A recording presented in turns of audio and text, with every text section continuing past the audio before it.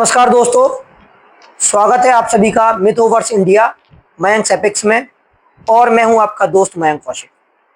जैसा कि हमने आपसे वादा किया था कि इस चैनल पर हम लेकर आएंगे आपके लिए पौराणिकता और रोमांच से भरपूर कहानियां। ऐसी कहानियों की श्रृंखला में हम आज सबसे पहली कहानी लेकर आपके सामने प्रस्तुत हैं, जिसका शीर्षक है छायालोक, महाभारत का अभिशाप। क्या हो यदि महाभारत का युद्ध अभी तक समाप्ति ना हुआ हो।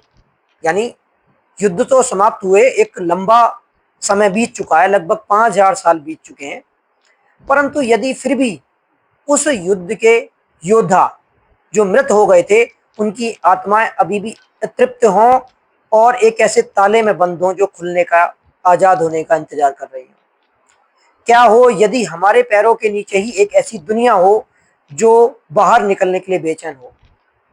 ऐसी इसी कहानी को हम लेकर आज आगे बढ़ रहे हैं और ये कहानी लेकर जाएगी हमें महाभारत काल से आज के समय तक। तो दोस्तों, शुरू करते हैं इस कहानी का सबसे पहला भाग, छायाओं का बंधन। कुरुक्षेत्र की धूल अब बैठ चुकी थी। रक्त की गंध धीरे धीरे हवा से मिट रही थी। हजारों रथ टूटे हुए, धनुष टूटे हुए और गिरे हुए योद्धाओं की लाशें, मानो भूमि स्वयं शोक मना रही थी। युद्ध का अंत हमेशा शांति नहीं होता, कभी कभी वह और भी भयानक आरंभ होता है। मृतदेहों के बीच में एक दिव्य आभा प्रकट होती है। प्रभु श्री कृष्ण, नीले वाण, शांत किंतु दृढ़ नेत्र, उनके चारों ओर मौन का सागर फैला हुआ है। कृष्ण धीरे धीरे चलते हैं, शवों पर नजर डालते हुए। कुछ आत्माएं स्वर्ग की ओर उठ रही थी और कुछ नहीं। कुछ आत्माएं अभी भी जमीन पर जकड़ी हुई थी। ये आत्माएं, ये छायाएं उन योद्धाओं की थीं जिनका क्रोध, प्रतिशोध और अधूरा अभिमान मृत्यु से भी बड़ा था। कृष्ण के होठों पर गंभीर स्वर निकलता है। ये छाया योद्धा हैं, यदि इन्हें यहीं छोड़ दिया गया तो ये युगों युगों तक मानवता को खा जाएंगे। वो अपना सुदर्शन चक्र उठाते हैं। आकाश कांप उठता है। बिजली की तरह एक वृत्त धरती पर अंकित हो जाता है। छायाएं गुर्राती हैं, चीखती हैं, कुछ विकृत मानव रूप लेती हैं, परंतु कृष्ण शांत हैं। वे मंत्र बोलते हैं, काल योगे अपि यदा मोह उत्पन्नो भविष्यति तदा मोह रूपेण पुनः प्रकट्ये। चक्र घूमता है, छायाओं को खींचकर एक गुफा में बंद कर देता है। गुफा की दीवारों पर अग्नि रेखाएं खुद आ जाती हैं, मानो स्वयं काल ने उस पर ताले जड़े हों।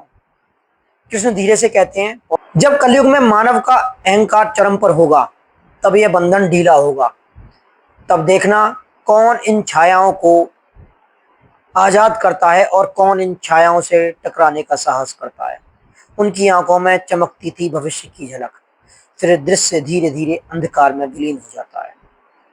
तो क्या सचमुच कोई इन छायाओं को आजाद करेगा? देखेंगे हम आगे। परंतु अगर ये कहानी आप में रहस्य उत्पन्न कर रही है, आप में रुचि जगा रही है, आपको सुनने के लिए मजबूर कर रही है, तो कृपया हमारे चैनल को लाइक करें, सब्सक्राइब करें, हमारी स्टोरी को लाइक करें और अपने दोस्तों के साथ शेयर करें।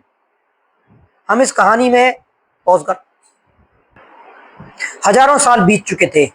युद्ध की धूल कब की इतिहास बन चुकी थी, परंतु इतिहास कभी सचमुच मरता नहीं है। आधुनिक हरियाणा, कुरुक्षेत्र के पास एक गांव जहां खेतों के बीच खुदाई चल रही है। डॉक्टर आर्यन, एक 34 वर्षीय प्रसिद्ध पुरातत्ववेत्ता, चेहरे पर गंभीरता पर भीतर छिपा है खोज का जुनून। उनके साथ उनकी रिसर्च स्कॉलर असिस्टेंट रिया वर्मा, 28 वर्षीय युवती, जिज्ञासु, तेज दिमाग और थोड़ी हाजिर जवाब। खुदाई स्थल पर दोनों झुके हुए हैं।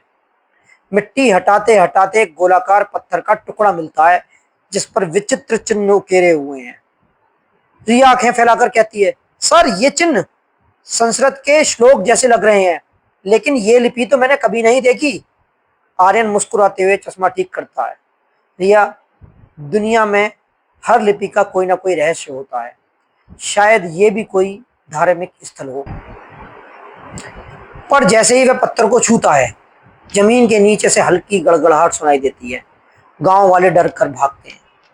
रिया घबराते हुए कहती है, सर ये तो सामान्य नहीं है, लगता है आपने कुछ ऐसा छेड़ दिया है जिसे छेड़ना नहीं चाहिए था। आर्यन हल्का सा हंसता है। रिया, ये विज्ञान है। भूत प्रेत की कहानियां तुम्हें डराने के लिए बनाई गई हैं। और एक बात ध्यान रखो, ना तो इस विश्व में कोई भगवान है ना कोई शैतान, ये सब मनगढ़ंत कहानियां हैं। तभी एक आवाज पीछे से आती है, खुरदुरी, बूढ़ी लेकिन गूंजती हुई।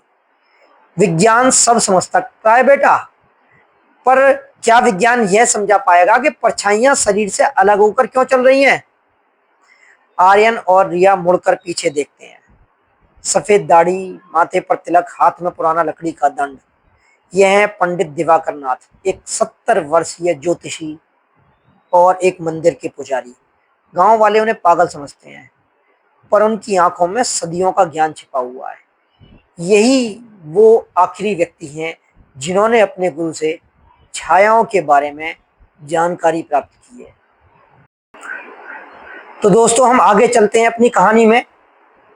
एक बार फिर से मैं आपसे कहना चाहूंगा कि यदि आपको हमारी कहानी पसंद आ रही हो तो इसे लाइक करें, हमारे चैनल को सब्सक्राइब करें और अपने दोस्तों के साथ कहानी को साझा करें।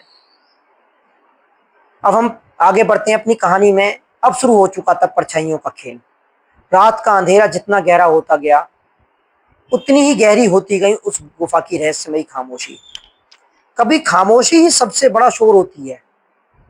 ऐसा देखा है ना आपने? कभी कभी कभी हमारे साथ ऐसा होता है कि बिल्कुल शांति है, लेकिन हम शांति नहीं चाहते, हमें उस वक्त शांति नहीं चाहिए होती है। हम चाहते हैं कि कोई हमारे साथ बात करे, लोग हों। तो ऐसी स्थिति उस समय आर्यन और रिया के साथ पसर गई थी। रात का सन्नाटा बहुत बढ़ गया था। गांव में बिजली चली गई थी। ऐसा भारत के गांव में अभी भी अक्सर होता है कि बिजली चली जाती है, तो पूरा इलाका अंधेरे में डूब गया। आर्यन लैपटॉप बंद करता है और झुंझलाते हुए कहता है, यही तो दिक्कत है इस देश में, रिसर्च करनी हो और बिजली चली जाए। रिया मोमबत्ती जलाते हुए हंसते हुए कहती है, सर इस बार बिजली कंपनी को दोष मत दीजिए, कहीं ऐसा तो नहीं कि आपकी खुदाई से ये भी डर गए हो। आर्यन आंखें तरेड़ता है। रिया प्लीज ड्रामे मत करो। तभी खिड़की के बाहर किसी की परछाई दिखती है। रिया चौंकती है, सर वो देखिए कोई खड़ा है। आर्यन बाहर झांकते हैं। सड़क सुनसान है, पर जमीन पर लंबी टेढ़ी परछाइयां खड़ी हैं, बिना किसी इंसान के। पत्ती की लौ हिलती है। खिड़की पर टक टक टक की आवाज होती है, मानो कोई नाखून से खुरच रहा हो। रिया कांपती है, सर ये तो सच में। आर्यन जल्दी से कैमरा उठाकर रिकॉर्ड करने लगता है। तभी परछाई खिड़की से लंबा हाथ निकालती है और कैमरा झपट लेती है। कैमरा जमीन पर गिरकर टूट जाता है। आर्यन बड़बड़ाता है, ओके ये तो साइंस में फिट नहीं हो सकता। इतने में दरवाजा धड़ाम से खुलता है। बाहर वही रिया लगभग डरकर पंडित जी के साथ चिपक जाती है। पंडित जी ये सब क्या है? पंडित जी थोड़ी मस्ती करते हुए कहते हैं, अरे बिटिया ये तो वेलकम पार्टी है, तुम लोगों ने जिसे छेड़ा है अब वो छायाएं कहेंगी, आ जाओ और खेलो हमारे साथ। आर्यन चिढ़कर कहता है, पंडित जी ये टाइम जोक मारने का नहीं है। पंडित जी गंभीर होकर कहते हैं, बेटा डर से भागोगे तो डर तुम्हारे और पीछे भागेगा, डर को आंख में देखकर हंसोगे तो डर खुद कांपेगा। तभी पीछे से हंसी गूंजती है, जैसे कर्कश अजीब कोई टूटी हुई रिकॉर्डिंग। हा हा हा हा हा हा। रिया चीख पड़ती है, ये आवाज कहां से आ रही है? पंडित जी मुस्कुराते हुए कहते हैं, छायाएं दीवारों के पार से भी हंस सकती हैं। अचानक जमीन पर परछाइयां इकट्ठी होकर एक आकार लेती हैं। एक विकृत विकराल योद्धा, टूटी हुई ढाल, बिना सिर के पर हिलता डुलता शरीर। आर्यन पीछे हटता है। रिया हाथ पकड़ लेती है उसका। पंडित जी दंड उठाकर मंत्र पढ़ते हैं, ओम नमो भगवते वासुदेवाय नमः, ओम नमो भगवते वासुदेवाय नमः, ओम नमो भगवते वासुदेवाय नमः। जैसे ही वे दंड उठाकर जमीन पर मारते हैं, अग्नि की लपट सी उठती है और वो छायाएं पीछे हट जाती हैं। पंडित जी आंख घुमाकर मजाक में कहते हैं, वैज्ञानिक बाबू ये रहा हमारा प्रमाण, अब बताइए लैब में रखेंगे या गंगा में बहाएंगे। उस रात आर्यन पहली बार में समझ गया कि हर रहस्य को विज्ञान से सुलझाया नहीं जा सकता और कुछ सवाल ऐसे होते हैं जो सिर्फ समय ही पूछता है और उनका उत्तर भी समय स्वयं ही देता है। यदि आपको हमारी कहानी बांधे रख रही हो तो कृपया हमारी कहानी को लाइक करें और हमारे चैनल को सब्सक्राइब भी करें। अब हम कहानी में आगे बढ़ते हैं, देखते हैं ये छायाएं आगे करती क्या है। क्या ये छायाएं सिर्फ जमीन पर चलती रहेंगी या कानों में कुछ आवाज करेंगी, धरती पर कुछ शोर करेंगी और अपने होने का आभास विश्व को, भारत को करवाएंगी। चलते हैं हम आगे अपनी कहानी में। रहस्य हमेशा चीख कर सामने नहीं आता, वह कभी कभी वो कानों में फुसफुसाता है और इंसान ये सोचने में भी डर जाता है कि ये आवाज बाहर से आ रही है या भीतर से। गांव का माहौल अब बदल रहा था। अगली सुबह गांव में हलचल थी। लोग बताते हैं कि रात को कई घरों में अजीब घटनाएं हुई।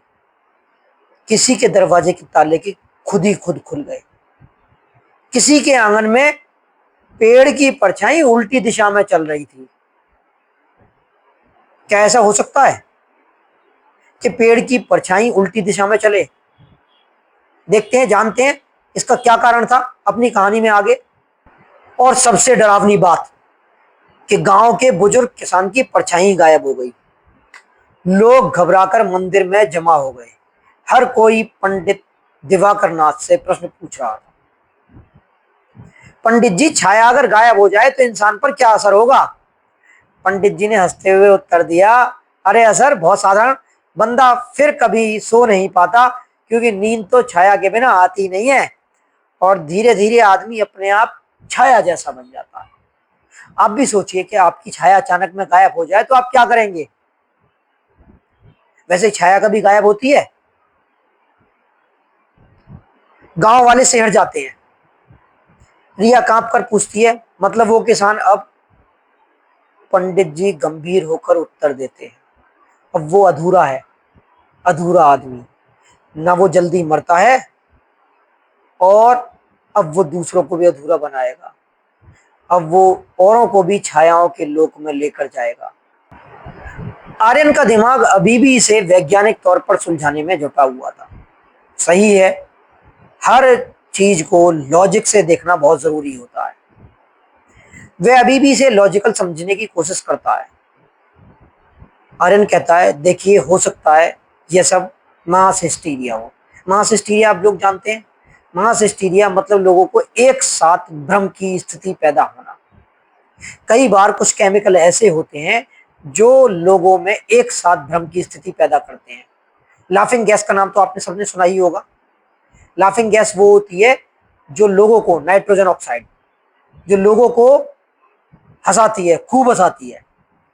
तो ऐसे कई सारे केमिकल होते हैं कि जिनकी अगर स्मेल पूरी वातावरण में फैल जाए, खुशबू, तो वो कई सारे लोगों में एक साथ भ्रम की स्थिति पैदा कर सकते हैं। लोग डर के मारे भ्रम देख रहे हैं। पंडित जी मुस्कुराते हैं, कहते हैं, अच्छा भ्रम, चलो एक प्रयोग कर लो। वो आर्यन को गांव के उस किसान के घर लेकर जाते हैं।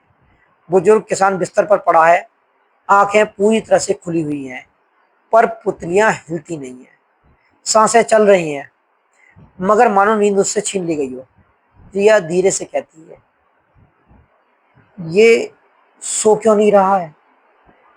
पंडित जी चुटकी बजाकर कहते हैं, क्योंकि उसकी नींद उसकी छाया के साथ चली गई है। आर्यन उस किसान की नब्ज चेक करता है, मेडिकल टॉर्च से आंखें चेक करता है, सब सामान्य है। वो बड़बड़ाता है, ये इम्पॉसिबल है। पंडित जी गंभीर होकर करीब आते हैं, इम्पॉसिबल वही है बेटा जो तुम समझना नहीं चाहते। उस रात रिया अपने कमरे में अकेली पड़ रही थी। अचानक उसे लगता है कि कोई उसके पीछे खड़ा है। वो मुड़ती है, कोई नहीं, पर आईने में अब उसकी खुद की परछाई खड़ी होकर मुस्कुरा रही है, जबकि असली रिया का चेहरा डरा हुआ है। रिया के हाथ कांपते हैं, वो चीखने वाली होती है। तभी पंडित जी कमरे में घुस आते हैं और जोर से मंत्र पढ़ते हैं। आईना चटक जाता है, परछाई गायब हो जाती है। रिया रोते हुए कहती है, पंडित जी ये क्या था? पंडित जी हल्के व्यंग में रिया से कहते हैं, बिटिया जब छायाएं जागती हैं तो सबसे पहले आयनों से खेलती हैं, क्योंकि आईना ही तो है जो हमें हमारी असलियत दिखाता है, और उन छायाओं को असलियत से नफरत है। अगले दिन सुबह खुदाई स्थल पर आर्यन को जमीन के नीचे पत्थरों पर खुदी कुछ और लिपियां मिलती हैं। वो चौंक कर रिया को बुलाता है। शिलालेख पर लिखा है, ये छायाएं उन योद्धाओं की हैं जिनका गर्व मृत्यु से भी बड़ा था। जब तक चक्र की मोहर कायम है ये सोए रहेंगे। मोहर टूटी तो धरती पर फिर अंधकार छा जाएगा। आर्यन बड़बड़ाता है, गर्व, वॉरियर्स, मोहर, क्या ये वही महाभारत काल वाले योद्धा? उसका स्वर उसके मन में ही अटक जाता है। पंडित जी दूर से आवाज लगाते हैं, हाँ हाँ बेटा आर्यन, ये वही छाया योद्धा है जिन्हें श्री कृष्ण ने स्वयं बांधा था। अब सोचो, अगर उनकी सेना वापस आ गई तो क्या ये धरती संभल पाएगी?